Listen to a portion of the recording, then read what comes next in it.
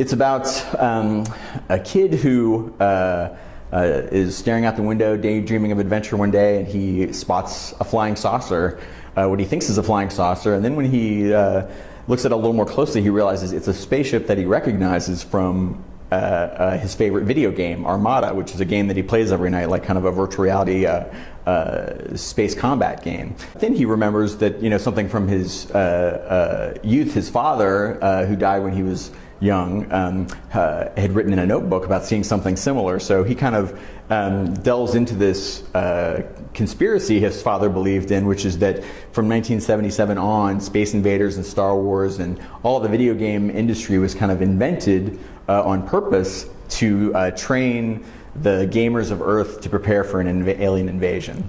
When I was 5 years old when Star Wars came out, and seeing Star Wars made me want to be Luke Skywalker, and then video games kind of landed the same year, Space Invaders, which was directly inspired by Star Wars, and a lot of the early video games were inspired by Star Wars, and my whole childhood was kind of spent wanting to be Luke Skywalker or Buck Rogers or Flash Gordon.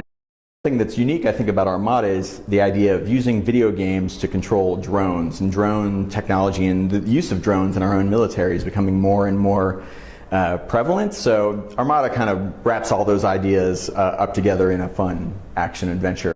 The reason I tend to write about video games is because I feel like they serve a really key role in our modern civilization, in that we're hunter-gatherers who, through, you know, by billions of years of evolution, are kind of wired up to hunt and gather and form teams and collect treasures and do all these things that we don't do in our modern lives. You know, we sit in cubicles and we work in offices and we sit in traffic, and we don't get to be explorers or go out and go on adventures or fulfill all these kind of hunter-gatherer instincts that we have inside of us, except through video games.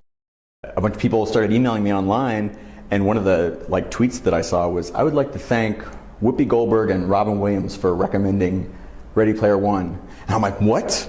What happened? And so I went and found one of the last interviews he did with her on her Sirius satellite show. She asked what he was reading, and he said Ready Player One. And then Whoopi Goldberg is a big fan of it too. And then the two of them talked about it for like 2 minutes, and it was the best 2 minutes of my life.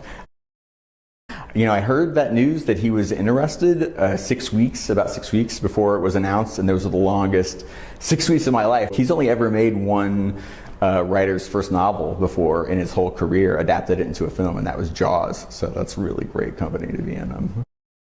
That actually just happened about an hour ago. I was at Independent Booksellers Luncheon, and Neil Stephenson was there, who had always wanted to meet. Snow Crash is a huge book for me, and I don't think I ever would have or could have written Ready Player One if it wasn't for that book.